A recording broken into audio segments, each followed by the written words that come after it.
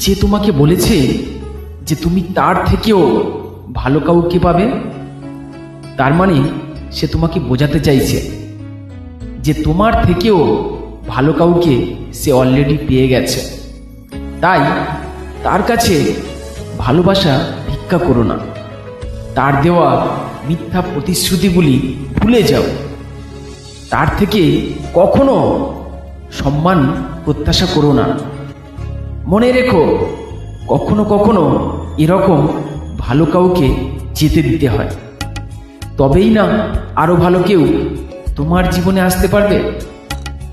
শুধু তাকে বলে দিও, আমি তোমার থেকেও 1000 গুণ বেশি ভালো কাউকে পাওয়ার যোগ্যতা রাখি, কিন্তু আমি মুখের নয় অন্তরের সৌন্দর্যকে বেশি প্রাধান্য দিয়ে থাকি।